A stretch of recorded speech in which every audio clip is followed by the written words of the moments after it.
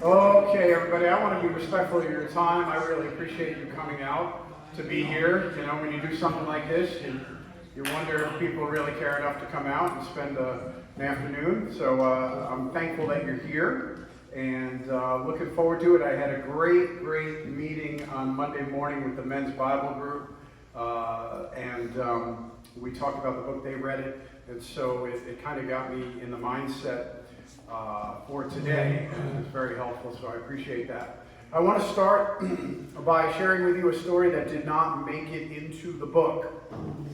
It was Christmas, less than a week before Christmas, 9 years ago. It was Sunday, December 20th, 2015. I got up early on a Sunday morning like I normally do to do my pregame workout and routine, which is, shower and shave and do those things that you do. And I went to grab my clipper for my beard and for my eyebrows, not realizing that my 17-year-old son had just discovered the need to do those type of things and decided he was going to use my trimmer for this. And he took the trimmer guard off of it. And I was halfway through my eyebrow before I realized it. Now, if you've read the book, you read the chapter on Christmas and how it's my favorite time of year and how important I feel it is to be a good pastor on Christmas Eve and Christmas Day. And so I ended up doing Christmas Eve and Day 2015 with half an eyebrow. Yeah. This was my first attempted murder. All right. I thought I'd just put up for you a couple things came out of the meeting on Monday, which is really helpful that you're going to benefit from. Is one I put up there, the table of contents for the book, just to review things really quickly there. The prologue, 2008, Easter, and then I go back in Journey in Time a little bit, all the way through chapter 6. Just a little history there of life and family, and there's some powerful revelations in there. And though the first part of the book follows the timeline of my life, it's not written in a linear way. It's topical, as you probably noticed. And out of the meeting on Monday with the gentleman, they talk about a timeline. So I'm going to, in a moment, show you a timeline that is linear of my life that might help put things into perspective for you a little bit more. Then chapter 7, 8, 9, 10 are really the heart of the story and the book, and obviously the part of the book that probably some of you were a little surprised at and maybe had some struggles with. And we'll see as we go through there. Then a little bit more current history as we get to Longwood and where we are today. And then chapter 14 was the Easter sermon that I preached in 2023. I talk about that. That really gave me the courage and the motivation to write the book. And then I jump in chapters 15 through 21. I take a little bit more turn towards the pastoral stuff, the theological stuff, which I felt was really important to me in the book. And then I come back home to the personal story in chapters 22, 23, and then the closing epilogue, which I hope you enjoyed that vision and that analogy for there. So, just to help out with the timeline a little bit, January 1970 I was born, and according to the legend, I was almost 3 weeks overdue, so it's not a surprise my grandson is making us wait. My mother thought I was going to be a 1960s baby, and I missed it by 17 days. So then, of course, I had to put the date of Star Wars in there because that was such a big moment in my life and in the history of the world. That fall in chapter 2 that my father sort of took was in fall of 1977. I don't know the exact date of them. My mother's parents, the grandparents that are the subject of chapter 3, that was my 10th birthday in January 1980. Chapter 4, where I talk about that first memorable Experience in church at Christmas at St. Paul's. That was Christmas 1981, so I was almost 12 years old. And then that following spring was my mother's car accident, and where the signs of the illness really started to show in my mother, in addition to my father already being at home and disabled. August 1983, I know the date because I talked about it in the book, was the premiere of Z100 Pop Radio on New York radio, so that was 83, and that was when I played catch with my Uncle Bill. So you can see 11, 12, 13 years old, November 1983, the sports awards at Lou High that I talk about in chapter 1. That was really the beginning of the eye-opening in my life and my journey as I'm hitting puberty and coming into my teenage years where everything's going on. Then May 1987, right before I graduated from Lou High, that's chapter 5 in the chapel. Graduating from college in 1991, marrying my first wife Linda right after I graduated from college, that's chapter 5. Then Harrison coming basically a year later, less than a year later. While we were in Indiana, chapter 9, Harrison's the whole subject of that. And it was a couple years later when I was on my vicarage that you hear about my spleen in chapter 22. It was February 95, so we're coming up on the 30th anniversary of that, graduating from the seminary in Fort Wayne, and my ordination. Samantha was born right after we got back to our Redeemer Aquabog on May 25th. She's a Star Wars celebration baby, 1995. Then the following summer was TWA Flight 800, Chapter 7, the introduction there. And it wasn't long after that I was officially installed as the pastor of St. John's in Sayville. At the same time, in Lisa's life, that December of 97, so Mackenzie's birthday's coming up. And then Hunter comes 6 months later, in July of 98. And then that fall was the order of protection that you hear about in chapter 14. And then we're going to hit some of the subject matter in chapter 7, where I talk about, I didn't learn this in the seminary. Holy Week of 2000, the girl who jumped in front of the train. Then the following September 11th, John Napolitano, the FDNY fireman. Summer of 2002 was when my first vicar, who I had in summer 99 to 2000 summer. So he died a couple years after he left me, and he wasn't far removed from graduating from the seminary when that happened. And I met Lisa that fall, September 2003, when Mackenzie entered the preschool at St. John's, and my mother died October 2003. The following June 25th was when Glenn was almost run over in his front yard that you read about in chapter 7. It was Labor Day weekend 2006. Harrison asked those questions around the campfire. Then you can see May, Matt Bayless was the soldier in Iraq. And then the following March was the Easter, that early Easter that I mentioned in the prologue. I resigned from St. John's on November 4th, 2008. I had taken a 3-month absence. It started on August 3rd. And then after the 3 months was when I resigned, and we had done that investigation and the counseling and all that stuff. And so the following January, it wasn't long, I got hired by Thrivent, took the training, started working for them. And then that spring was in Harrison after going through counseling, comes out. I talk about that in chapter 9. And then the May 29th was the day the FBI showed up at Lisa's apartment. That's in chapter 11. If you didn't read this, I'm spoiling a lot of good plot points, sorry. And then it was just about a year after I took my leave of absence that I started helping just on a little basis at Our Savior in Jamaica. And that was the beginning of the process of moving into the ELCA. The court transcript that starts chapter 10, the divorce chapter, that was on October 8, 2009. It was the following January that we went up to clean my dad's house. I don't think that might, yeah.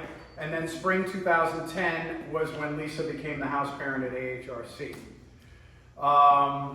It took 3 years for my divorce to be finalized, all the way to April 2011. And then that December is when I started in Harlem. We got married right after we started there. on January 2nd during the Christmas season. I talk about that in chapter 11.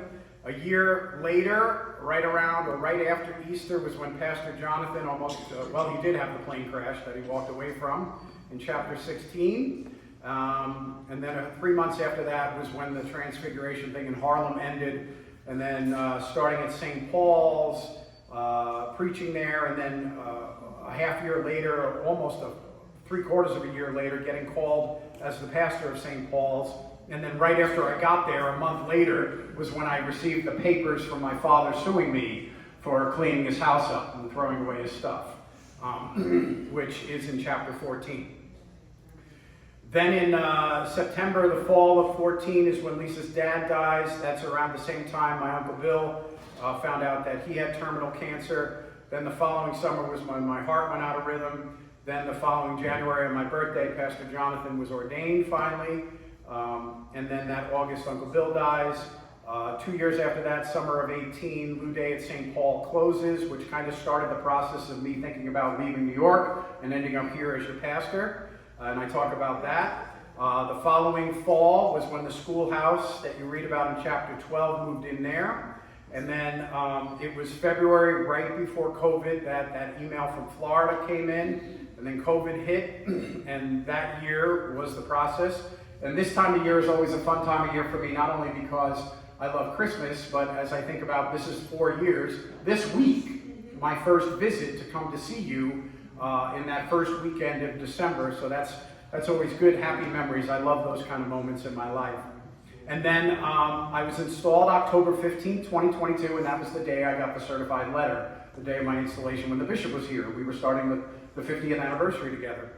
And then that following Easter, on April 9th, 2023, I preached about my family to you, which started the process, and you could see it wasn't long after that I started writing the book, the first draft of the book. So I hope that wasn't tedious or boring. I thought maybe it just might be a little helpful. Let me just, I put together a few more things, and then I'm going to open it up to you. So this is me as an infant. This is sometime between January and October of 1970. The man with the tie on the floor is Harry Schenkel, the original, who died that October. So this is probably one of the few times I met him. That's my grandmother on my father's side right next to him, and then my great-grandmother with the blue dress on behind, and then my parents are holding me. So that's a picture. I talk about my funky house. The picture on the left is what it looked like when I lived there. This is the only picture I could find of it. The picture on the right is since that we left it and they renovated it, and it looks a lot better and the windows are much bigger. But I thought I'd just try to give you a sense of that. When I talk about the couch being full in the book, this is what it looked like on Christmas. This is somewhere 1980 to 82, somewhere in there. That time period, and you can see the cinnamon candles on the coffee table, but if you look down below the coffee table, you can see all the books and magazines starting to work their way out. This is a picture of Luhai. This is an aerial view. This is, it didn't look exactly like this when I was there. That's the arts, the chapel building that was built after I graduated. That is, the dark picture is a picture of me leading chapel in the gym somewhere in the 1980s. And then I had to put a picture of my father's hair in so you can kind of get the concept. And then, of course, I had to put a picture of the Christmas plates in, the only really stolen item from the mess at my father's house. And then finally, two more pictures. Samantha's baptism. This is when I was when I first became a pastor at Our Redeemer in Aquabog. And that's my sister on the right, my mother and my father in the back, Linda, Sam's mom, is holding her, and then my grandmother on my father's side there. I can't believe I was that young and a pastor. You look at that picture. Wow. And then, of course, I had to have a picture of Aunt Carol and Uncle Bill. This is not long before he died. So, all right, it's your time. So, comments, questions, thoughts, observations, complaints. I don't want to hear complaints. Anyone want to start us off? Yeah, please. Nice and loud. So can you tell us a little bit more about when you left St. John's and how the congregation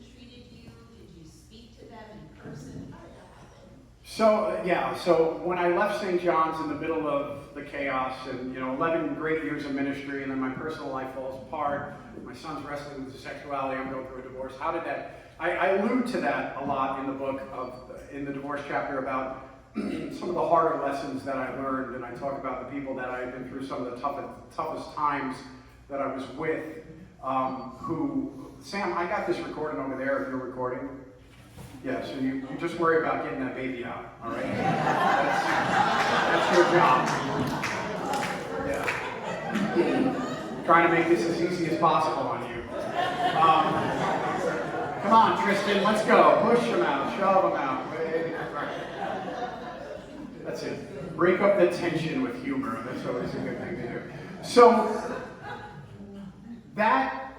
some of that reaction was precipitated by the question you're asking, is because it was a divorce situation and legal things were pending, and there was also the scandal of it, and then the celebrity of it with the connection to Melissa Joan Hart, the bishop limited my access to the congregation, which was the right thing for him to do.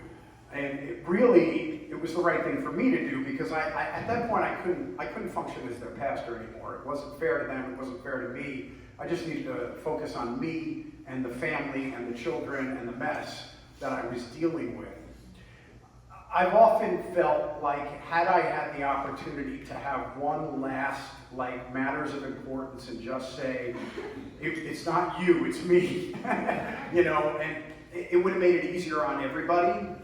But that's not the world we live in. So it was tough. And like I said, there were times that I wanted to get a bucket of popcorn to hear what I did next, because, it was bad enough. The truth was bad enough. But then when people started running with it and making up stories that weren't even remotely close to true, that wasn't helpful to anyone, especially the family, right? Lessons learned. I'm a lot more guarded, and I have stronger boundaries with my congregation since then, which I'm sorry in some ways for you.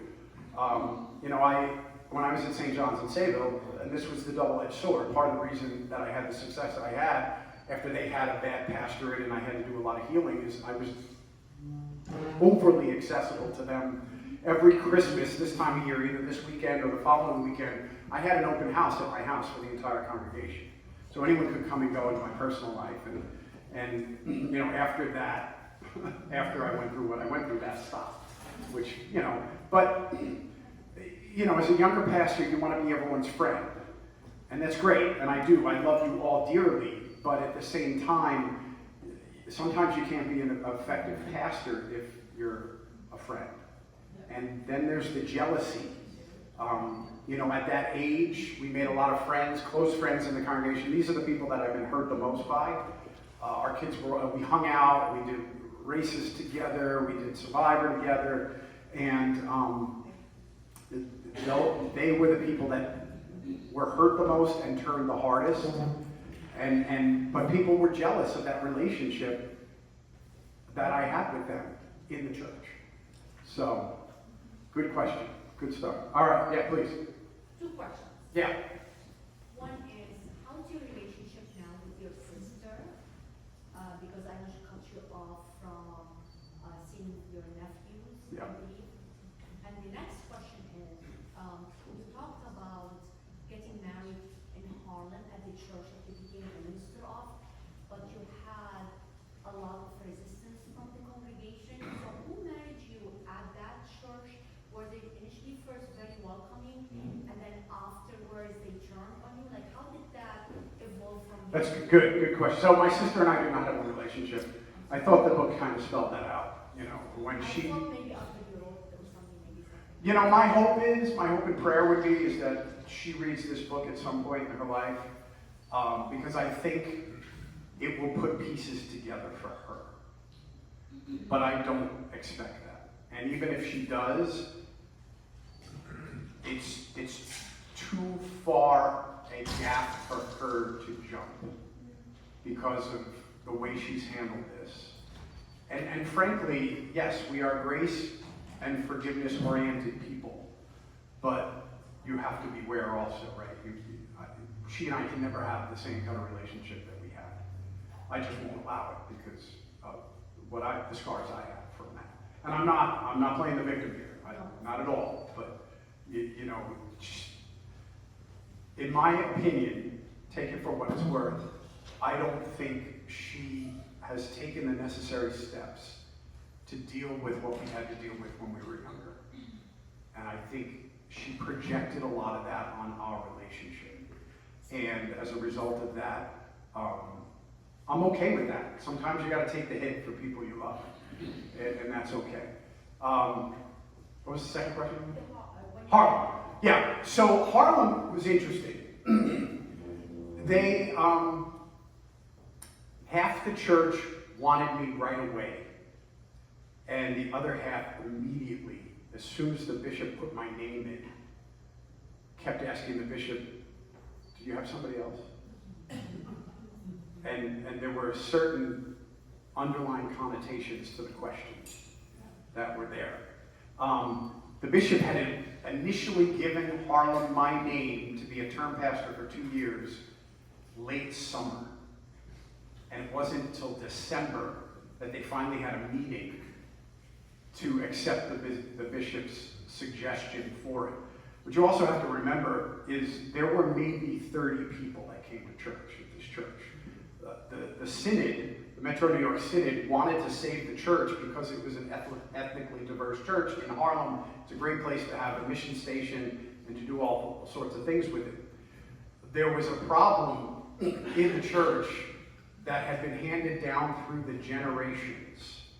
There were 2 brothers, the West brothers, their last name, I'll never forget it, it's an easy name to remember, but also because they were the sons of one of the prior pastors of the church. He was the pastor of the church from 1930 to I think the early 60s or the late 50s. They were in their 70s.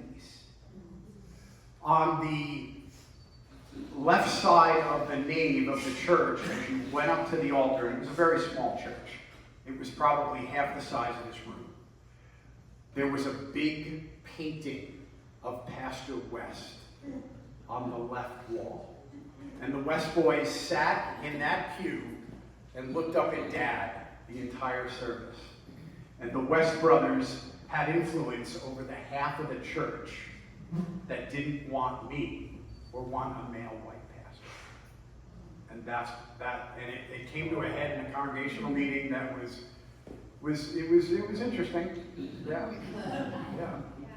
So, yeah. Yeah. What else? Please. You mentioned one of the chapters about as a minister, you're the head leader of the shepherding church, and that it's lonely up there. So what can people do for people who are in leadership authority to know that they are hurting, and what can we do about it? Pray for them. Exercise the 8th commandment. Put the best construction on everything. That's probably the biggest thing that leadership and pastors face that burden and tear them down, is when their motivations are questioned. We're not perfect. We make mistakes, obviously. The book is about mistakes. I have yet to meet a pastor who intentionally wants to hurt parishioners, undermine ministry. You know, some are more competent than others, just like any other occupation and vocation. But living by the 8th commandment is probably one of the most important things that can be done. Because that is the most hurtful and painful and exhausting part of the ministry.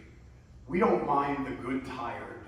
You know, I love the wrestling analogy and the WrestleMania, because you get up for it, you do it, you wrestle the match, the show is over, you're sweating, you're tired. That's a good thing. That's Christmas and Easter, and that's all the great things we do. I don't care when my schedule is filled with events and funerals and baptisms and weddings. I don't care that 4 or 5 nights a week I might be at the church. My family doesn't care. They believe in it. They believe it's a good thing. But it's those things you hear. I'll give you an example about the book. there's a basically former member, I think, of this church who decided to read the book, which I was hopeful might change some of the attitude with the former member. And that former member said, well, how could he possibly write a book bragging about all the good decisions that he made? Did you get that out of the book? Okay, just checking. Because last time I checked when I was writing the book, some of those decisions weren't so good. And it's little things like that that are exhausting. When you open yourself up, you put yourself out, and people feel the need to tear down. Now, some of it is their own problems, projecting their own issues. And one of the things that and we might want to talk a little bit more about chapter 15, because I've had some questions about that chapter. But being gracious and merciful is not getting walked all over. And in order to make the church a sanctuary, sometimes I'm not going to be your best friend. And there are some people here at this church who are not here anymore, who do not like me, hate my guts, because I would not allow them to continue to manipulate or feel they had more say than somebody else because they wrote big checks, or play the victim after they were victimizing other people. And I take a stand against that. And so that's one of the things I've had to accept more about my calling and my vocation, and I will continue to do that. I am not going to just make everyone feel, oh, it's okay for you to continue to do what you're doing if you are not making the church safe for other people. And that's a sucky part of the job, but it's a necessary part of the job. And that's why in chapter 15 I talk about Jesus. Yeah, Jesus is the most gracious and forgiving person that ever walked the planet, but there were times where Jesus manned it up big time and blew it up for a reason. And you know that, well, you're a Christian, why would you act like that? You know, standing up against the bully, you know. Sometimes you can love and love and love and love and love and love and love and love and love and love and love, and they're not playing on the same field as you're playing on. So then you got to go to extreme measures. So, sure. Speaking of chapter 15, Yeah. you state that forgiveness has to be reciprocal. Just Relational. relational. And you give the example of someone who... The mother of, the victim in the jail. If the woman who's trying to say, okay, I forgive the person who victimized me, Yeah. wants to make that as a forgiveness statement, but it isn't true forgiveness based on the definition that you have. Right. How does that woman cope with it? Is it something that is just mercy? Well, and that's why I talk about having a gracious and merciful heart. And I think we all want to be gracious and merciful and not hold on to our anger and not hold on to the need for revenge. I have a more narrow definition of forgiveness. We could say that's forgiveness, right, in a broad-based slash of the term. But for me, that's where it leads to these misunderstandings in relationships where people keep going back and back and back and getting abused to the point it's dangerous to their lives. And so that's why in that chapter, and that's why I'm glad you brought that up, because that's what I wanted to get to. And I knew when I was writing it, not everyone was going to agree with this, but coming from the background I came from, with the relationship issues I had in my life between my parents, my grandparents, and the things that I faced since then, having to discern law and gospel, and that there is a place for the law. And the law should lead to contrition, repentance, and then forgiveness by the power of the gospel. But if there are people in your life who refuse to acknowledge the law, leading to contrition and repentance, applying the gospel is cheap grace.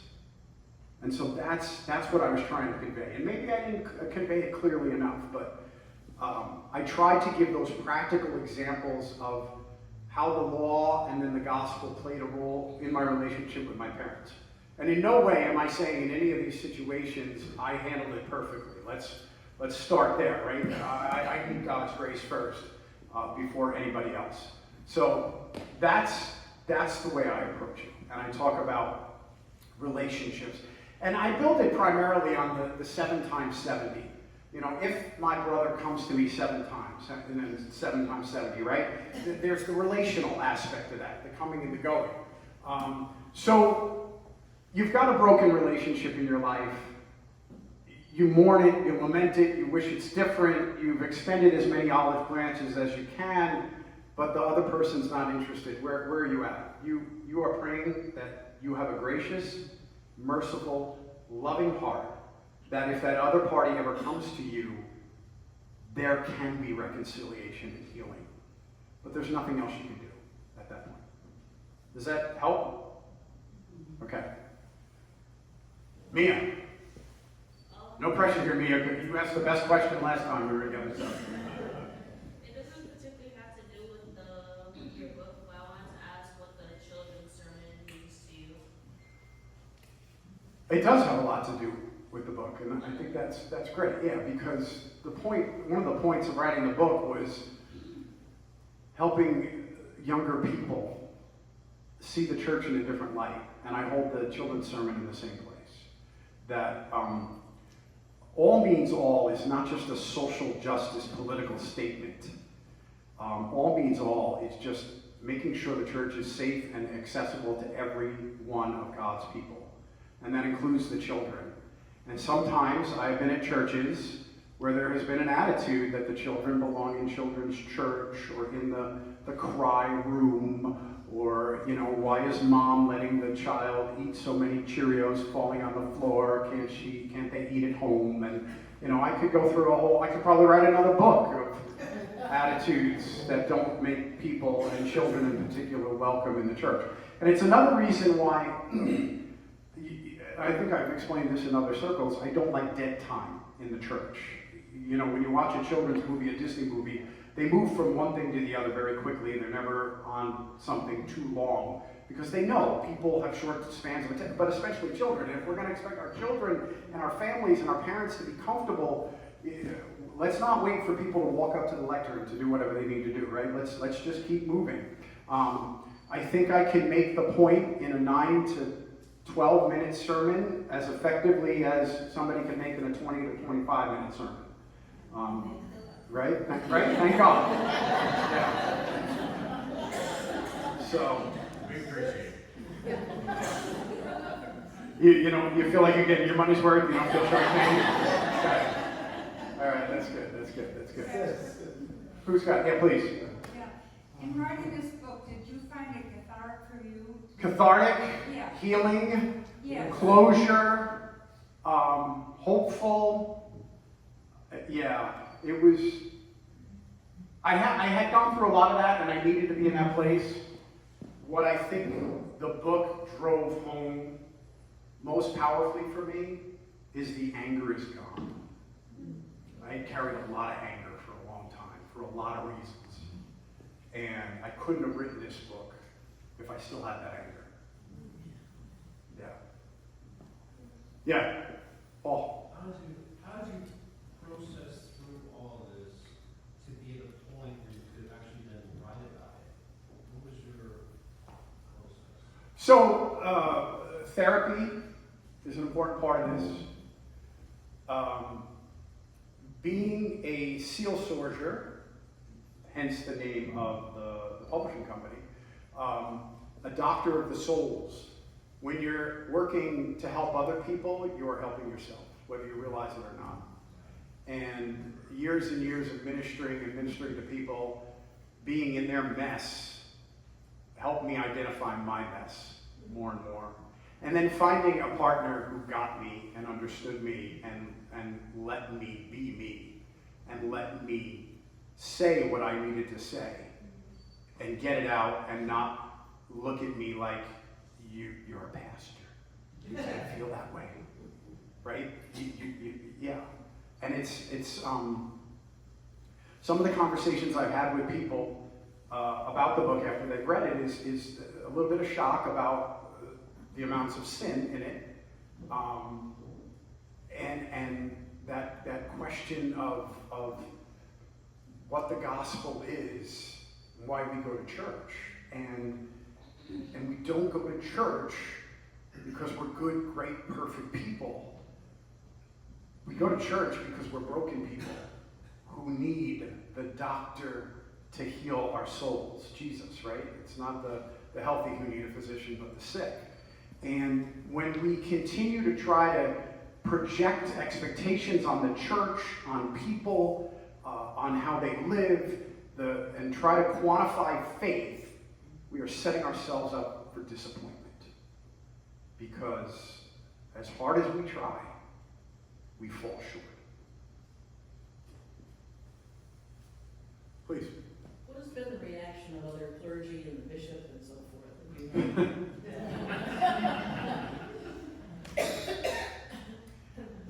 A lot of good reaction from certain colleagues. I had one colleague sort of kind of associated with this church who sat me down in Starbucks to wonder if I did well in the seminary, basically, was his philosophy. The disappointment I have had with this book is that constituencies that I write about in the book that mean so much to me are dragging their feet in reading the book and responding to it. So I'm still waiting to hear from the bishop. He's had the book for 3 months, and other people in the bishop's office. And the head of school at Lehigh, I gave him an advance copy of the book, and we had a good relationship, especially going through the Lude saga together that you read about in the book. And when I went there 2 weeks ago, I went when I wasn't here for church. It was their 40th annual fundraiser that I've been going to on and off through the years. And then we had, they were getting their once every 10-year accreditation from the Independent Association of Schools, and it's good for board members to meet and mingle with the accreditation committee. So Friday night was the fundraiser, Sunday afternoon was meeting with the accreditation committee, and nothing, like deafening silence. Now I have a board meeting on Tuesday night by Zoom, and I'll be interested to hear if it's brought up, if the book's brought up. So that's been another one of those surprising lessons I've learned in life, things that you would do for other people, if somebody I had a long relationship with me gave me a book and asked me to read it, I would have it done in a week or two. And that not being reciprocated has been another one of those disappointments in life. Paul. As I can't remember his name, the carpenter, he lived in his house for a while. Yeah. Glenn? Yeah, not Glenn. Glenn. Yeah, he was a painter. No, I thought you were talking about the carpenter I worked with after I left St. John's. So Glenn, what's your question? Did you read this book and what did he say? He's got the book. I haven't heard back. It took a while. He ended up moving right around the same time that I moved, and I lost track of his address. So he has the book now. Please, Russ. When we talked on Monday, I asked about whether you left the Missouri Synod reluctantly, and I think you wanted to say more about the differences between Missouri Synod and ELCA. Here. Or maybe not. Yeah, no, but it was great question. So the question, if I remember correctly on Monday, was framed about, did I leave the Missouri Synod because of my divorce, right? That was... Well, I think what I asked was, did you, when you left, you felt like you had to leave because your son came out as gay? Yeah. And the question then was, did you have other issues with the Missouri Synod and you were just kind of, living with those? Or was that kind of the straw that broke the camel's back? Or did you not want to leave? Right. No, I had issues with the Missouri Synod since I was ordained as a pastor. I'm going to say many Missouri Synod pastors take exception with a lot of positions. The Missouri Synod has an incredible benefit and pension system that holds it together because some of their theological stances are making it almost impossible to do church effectively anymore. When my personal life and my divorce blew up, so did the pension system. So, that took one of those stumbling blocks out of the way. Would I have left had Harrison not come out? Probably not, because it was just easier to stay there. I knew there would be consequences of the divorce, and that I'd have to, reestablish my credibility and kind of build back. But I did that anyway, going to the LCA. But once Harrison came out, there was no question. So Harrison was the straw that broke the camel's back, but I had a long litany of reasons why I should have left the Missouri Synod. But at the same time, it's not utopia coming over to the ELCA. Like, I had my concerns coming over to this side too. Fortunately, some of those have not turned out the way I thought they were going to turn out. They've turned out much better than I thought. But, I still have, there's no perfect church. I think another point in the book is there's no perfect church. God is perfect, but the church is not. So, moving forward, there were studies in the ELCA before the pandemic that had predicted that by 2035, I think was the year, there might be 16 to 30,000 members left in the ELCA. We're around 2 million right now. So before the pandemic, that was the projected demise of the ELCA. And when you look at the 50-year history of Lutheranism, it's incredibly depressing. And we could spend another whole day. I could go into history and stories about Lutheranism and why the last 50 years have been the twilight of Lutheranism. And it's been a self-inflicted wound for the most part. So how does that affect how I approach my pastoral ministry? I am a Christian pastor in the Lutheran Church, practicing my faith right now in the Evangelical Lutheran Church in America. I don't know if that'll be around before I retire or die. I don't really plan on retiring. Dying, that's going to happen in spite of my best efforts, no matter how many miles I walk every week and how many hours I spend at the gym. So I have a very clear picture of how I want to practice my Christian faith and practice my pastoral ministry. So I've made sure that I am involved in groups that can support me and reflect that. I think when you look at the history of Christianity, about every 500 years, there's a reformation that goes on in the history of the Christian church. And so you look back around the turn of the first millennia was the split between the western half and the eastern half, the Orthodox and the Roman Catholic, 1054 and all that. Then you have the 1500s with the Reformation. I think right now what's happening and what we might see in our lifetime, or it might happen in our children's lifetime, is that denominational divisions as we know that are going to crumble, and churches are going to realign, not by label, but by philosophy, theological philosophy. So I, as you can tell by the way we do church, I am a liturgical, lectionary, word and sacrament-based pastor. As long as I'm the pastor here, you're not going to get Journey Church. You're not going to get Northland Church.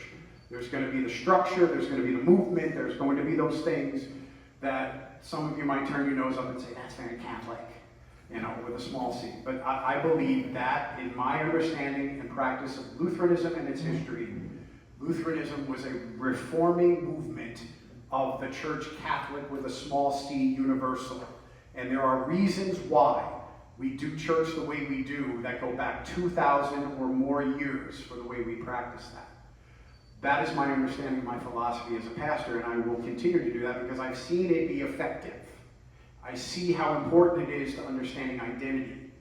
And that was one of the things I said to you 4 years ago when I met you the first time in this room, and we had our first go back and forth question and answer session. So this is nothing new here, right? So I think you'll see Methodists and Episcopalians and Roman Catholics who may be disenfranchised or disenchanted lining up around those things. And then you're going to see other evangelicals and born-agains and those maybe lining up differently, where it's not going to be, are you Methodist or Lutheran or whatever it is, it's going to be more like that. I don't know. This is purely speculation. What I do know is God is working, as God has always done, and God is restructuring and reforming the church. And COVID has accelerated that. Let me just take a little side trip here that has nothing to do with the book, but I want to say this because I've had to sit up there for 4 weeks and bite my tongue about the money stuff because I'm so uncomfortable when we talk about money, and the leadership and the council of the church didn't want me involved in it, and that's good because I want to be the pastor. But I want you to know we are very blessed. We are incredibly blessed. Yes. We are not crumbling as a church. What has happened in the 4 years I've been here is that we've come to recognize decisions and things that have been going on for years and in the past that have kind of come home now to roost with us. But I don't want people to be all doom and gloom. We are incredibly blessed as a congregation. The majority of Lutheran churches in the country would kill to be in the position that we're here. When we talk about this bridging the gap and bringing in the money, we are really just trying to buy the time we need to finish making the changes that we started 3 years ago when we got the CPA and we started diving into the books and we started looking at how we can better manage the church's resources here. And we've been racing the clock with the property and everything else. You know, the biggest thing was, you know, for years, things that are regular ministry things here at this church, that are every year things that we have to do, were special funded when they should have just been coming out of the regular offerings, not campaigns and all these special things that went on. And when you do that over and over again for almost 15 years, from what I can see from the history, at some point it catches up with you. And so we have that, and then the other thing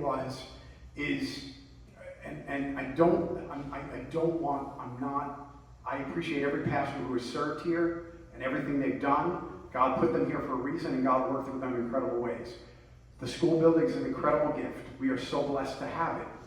But the school building, when it was finally finished, had a much bigger bill left than what was planned when it started. And when you've got $100,000 every year coming out of your budget right away to pay for something that you built 12 years ago, you're already behind, right? You're already struggling. And so that's why we made the decision, and hopefully in January you will ratify this decision to sell the property, because that will close out that, get us out from underneath the mortgage, immediately free up $100,000 that come out of our offerings every year so that we can use it for other ministries. So we're very blessed. The ship is not sinking, but we just had to do things in a different way. And your response over the last 4 weeks has just been incredible. We were very, very worried that we were going to have to make some hard decisions about ministries and staffing here. And I think we're going to be okay. So thank you. Enough said on that? Mm-hmm. Okay. Brenda.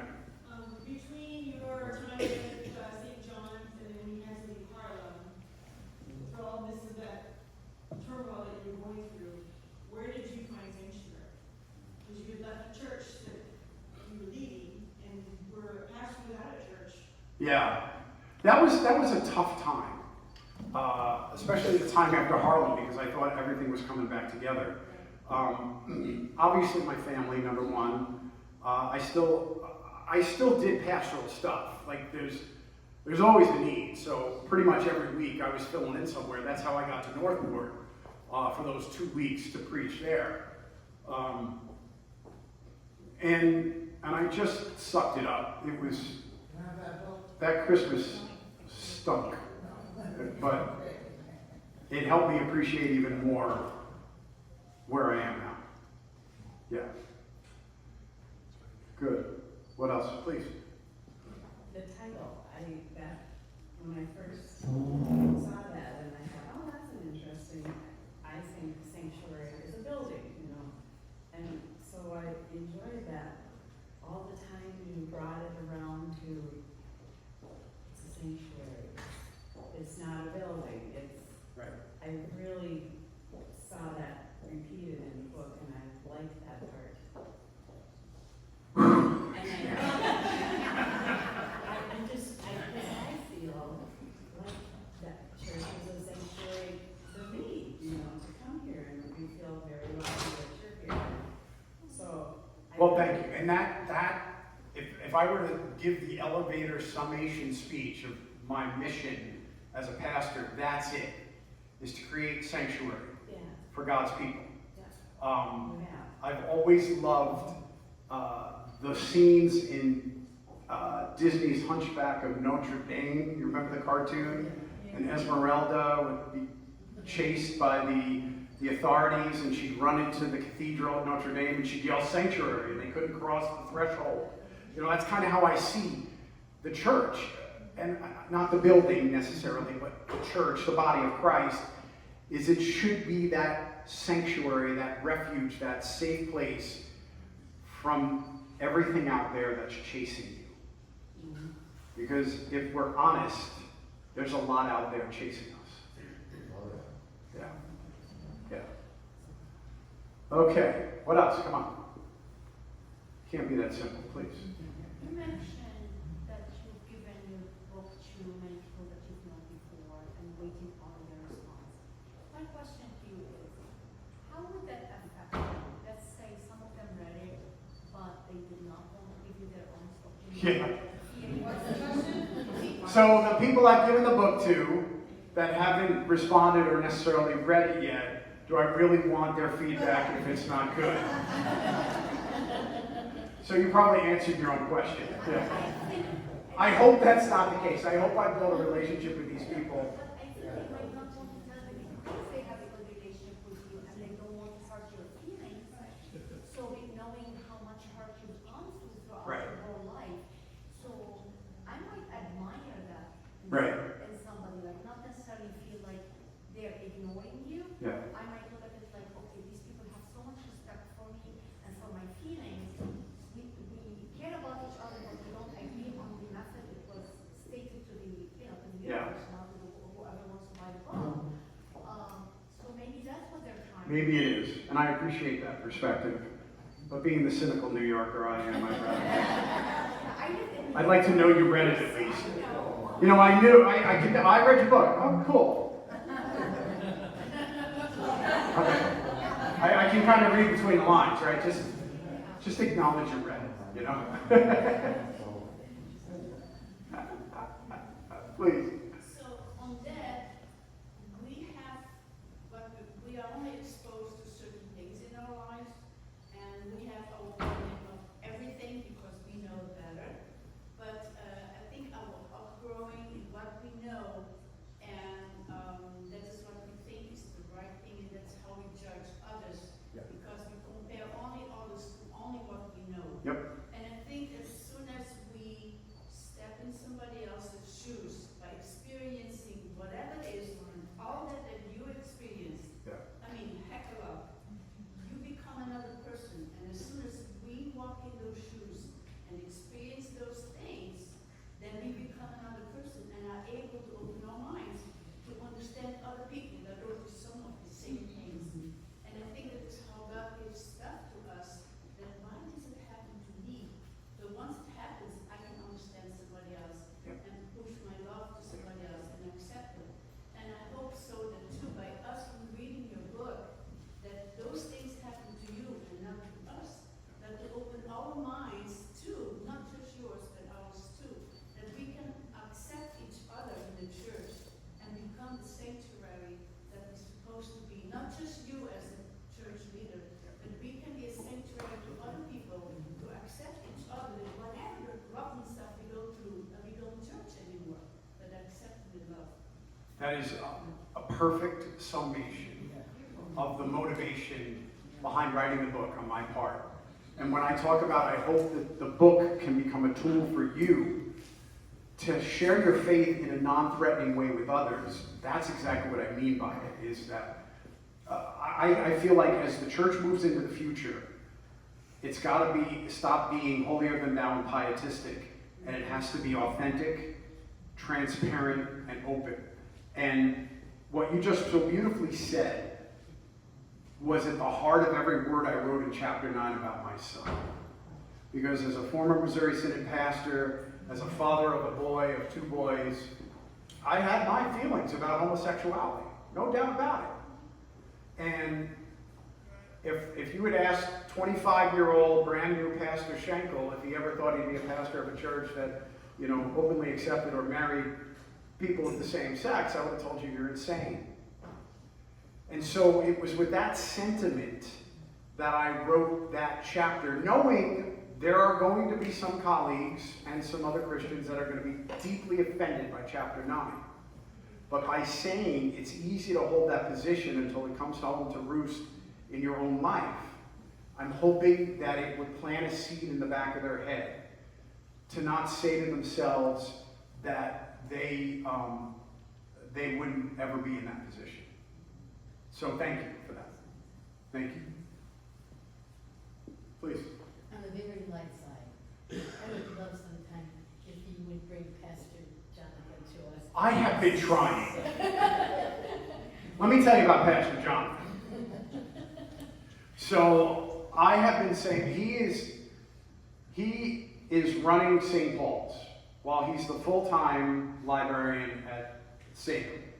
And he and I talk about, when I first left and I first got here, he was calling me 2-3 times a week.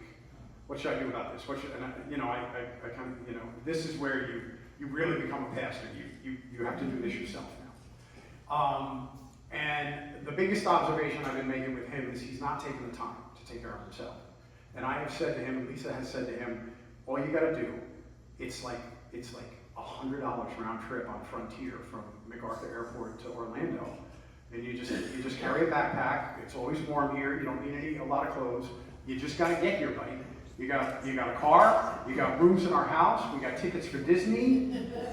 I have said this tons of times. He was going to try to come down in November, and I was going to try to surprise you guys with him. And he just, yeah, he has to do a better job taking care of himself, or he's not going to be there much longer. He's got to do that. So he will be here someday, and I will introduce you to him because he's more fabulous than I wrote about in the book. He really is. Yeah, he really is. And he's who married us at Transfiguration. Before he was a pastor, I had somebody else sign the license, and then he did the ceremony. So, yeah. All right, what else? Come on. Miss Rachel. If Lisa tells you something's happened, do you believe her now? If Lisa tells me something, oh, yeah. And she gets these premonitions that I had to learn to trust. So do you believe She also embellishes a lot, so there's a fine line in threading the needle with Miss Lisa. But it's never boring. How are we doing, Sam? Great. Any contractions? We're still here. He's gonna see you. Oh, that's why you want it. 17 days, huh? Me, yeah. Well, it could be in the blood. We don't know. I want to make sure you've had the opportunity to address everything, ask whatever. I won't get offended, I promise. Yeah. Russ, anything from Monday you think I should bring up here? Anything else? Herb, you were there too, right? Yeah, you were there. I can't think. Okay. Dennis? I heard from anonymous sources that individuals felt at times there was TMI, Yep. and we're wondering why, and then possibly how to deal with it. Yeah. That was the biggest struggle, right? Yeah. That you and I faced during this whole thing. And at some point in the process of writing the book, I had to say, this is who I am, take it or leave it. And I feel like if I'm going to be the pastor that I say I want to be for you, this is the information you need to have. And there are almost 40 other Christian churches within 5 miles of this church. So if it's too much and you can't handle it, I'm okay. I won't be offended. I get it. I understand. And I know the risk I was taking. But that's why, with everything I revealed, it was about sanctuary. How did it forward the story of the church as sanctuary? And if it didn't do that, like my half eyebrow, it didn't make it into the book. And the TMI is what brought you here to us. You know, the coincidences that you kept talking about, and I thought, and then you ended up here. Amen. And as you go through this, and you hit these milestones in your life, you say, what do I regret and what I change? And part of the peace is I wouldn't change anything. I'd maybe learn piano and go back and let my mother teach me. I really regret that. That's like the biggest regret I have in my life. And I just don't have the time or the intestinal fortitude to try it now. So I'm not even going to pretend like I'm going to try it. You could all give me free lessons of piano for Christmas, and it probably won't go anywhere. So I'm not going to fool myself. It's just I missed that opportunity, and it's unfortunate. Yeah, I wouldn't be who I am without it. And that was a question that the guys asked on Monday. My parents, Lou High, do you think he would be a pastor if he wasn't for Lou High? And I think probably not. You know, that played a role, as everything else has played a role. And continues to play a role every time I bring to you the Word of God. Because I start with me, right? I'm starting preaching to myself, and then I'm hoping that you can relate. And that's the point of the book. This is how God worked in my life and continues to work in my life personally and professionally. And I'm hoping I don't sound like a crazy idiot and that you can relate to me. Yeah? On Monday, you had a question, that might be, remember. You talked about overcompensating for everything that happened in your life in a negative way. And you talk about this overcompensating. Right. So, one of the things Aunt Carol was a big part of the discernment and the informal therapy, right? There's formal therapy where you go to an office and somebody counsels you, and then there's Aunt Carolee 2 hours on the phone on a weekly basis or whatever at various times in life. One of the phrases she taught me way back was overcompensation is just as dysfunctional, and it's so true. And one of the examples I used on Monday with the guys is because my father was so gifted, yet accomplished nothing, never finished a project, never got to the end of anything, I, for many, many years, had this drive to have to finish things. And it played itself out when I was at St. John's in Sayville. You know, Monday's my day off. It's been my day off pretty much my entire ministry. And I always had a Monday project. Something I was fixing, renovating, doing at the house. And there'd be 4 trips to Home Depot. And I would be exhausted by Tuesday because I wasn't stopping until I finished the project. And there was a lot of personal satisfaction in that accomplishment, looking at something, because in ministry you're never finished. I finished today's sermon. By Tuesday morning I'm thinking about Wednesday and Sunday's sermon. I buried Brenda's mom on Friday. By the end of the month there'll be 2 or 3 other people who died that I'm ministering to, right? So I've really found a lot of healing and relief for my mind in working with my hands and doing things. but I was overcompensating, which was just as dysfunctional, in allowing that then to become so obsessive because my father didn't do it. And it was finding a place to balance it, to do it and enjoy it, because it's an escape, not revenge.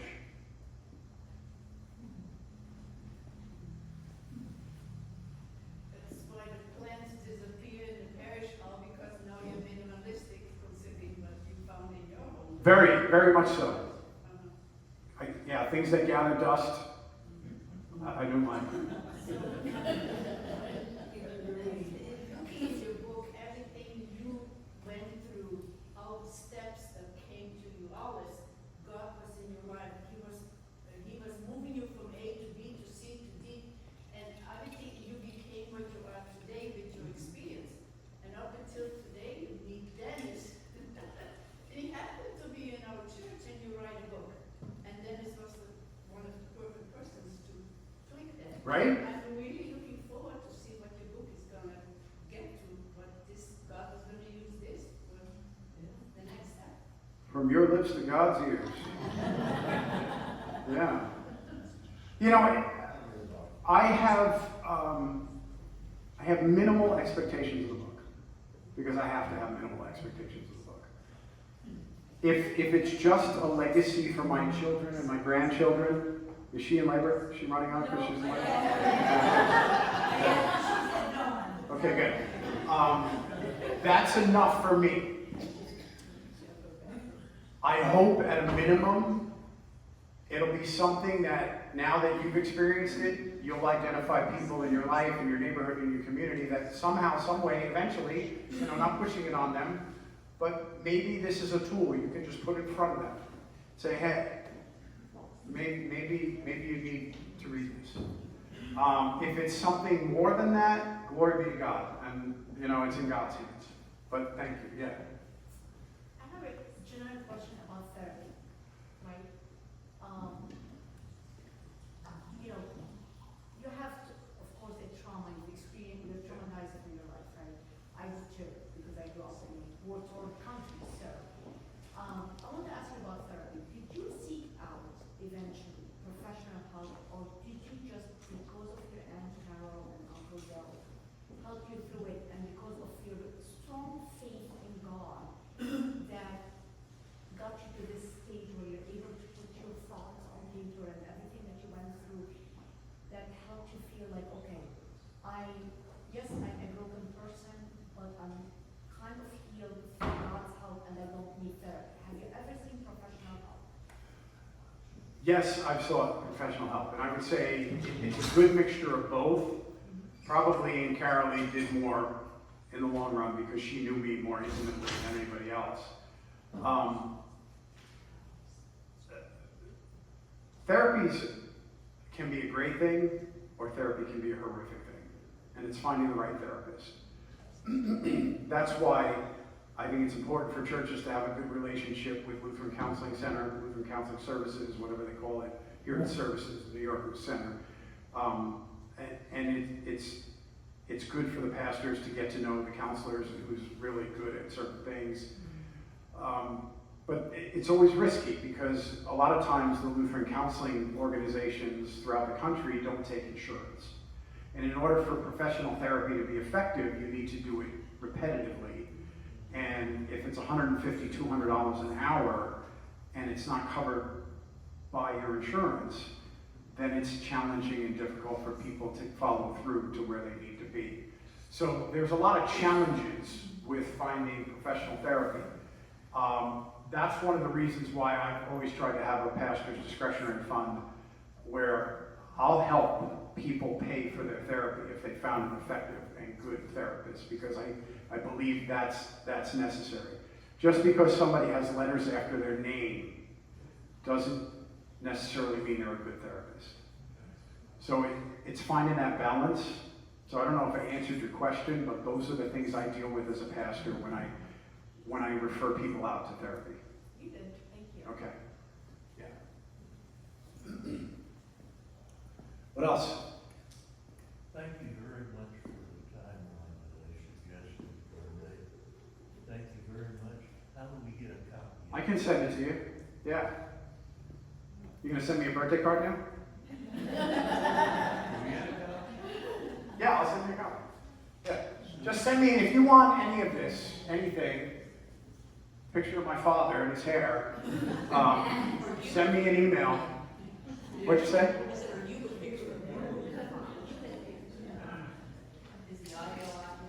Oh yeah. 2 weeks after, the audio is my favorite version of the book. It was, all right, an endorsement. Good, I like that. First of all, it was a blast to do because Harrison, I was reading to my son, like you want to go back 30 years. That's, he only got halfway through the book on his own because he overfocuses and he was just like, I can't. He's not a reader.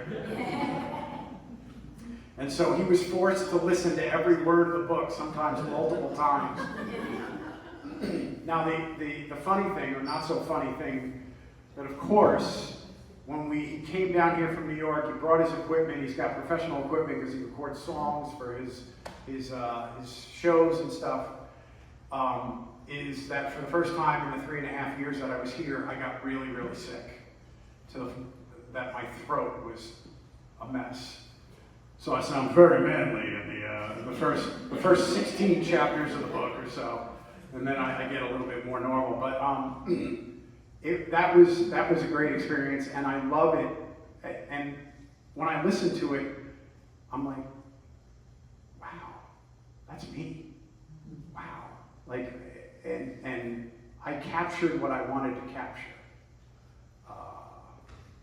in reading the book and doing the audiobook version. And that was the biggest pushback I got from publishers, is I said I want an audiobook version of this, and I want to do it myself. And they were like, why? We don't do that. I'm like, because I speak publicly. I know how I wrote this. I want to read it. And that's why I ended up doing it mostly myself. It's because I had control over it. Brenda. I just have to say, I started reading the book. Right. And whenever I read the book, it was your voice. Right. I heard in my head. And I just, because of my work schedule or something, I couldn't read it just in Luncheon. So as soon as Audible came out, I played that. I think that's exactly what I heard. When I read it, that's what I heard. It was you, whether you read it or you hear it, it's all you. Mission accomplished. Good. Good. Star Wars thing? I did the voices too, yeah. What else? Last chance. Well, So, can boy. you please, no. Lord. Oh, I'm gonna ask something crazy. Yeah. Now that you have that face.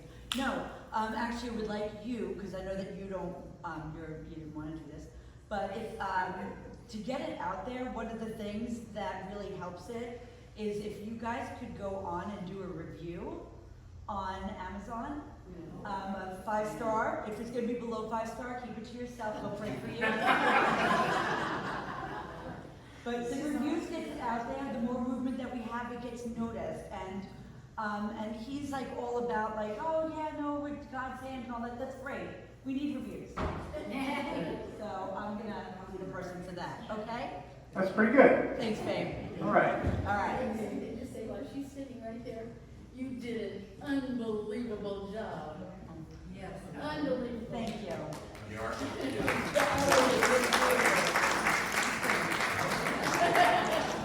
I got it. Sit down.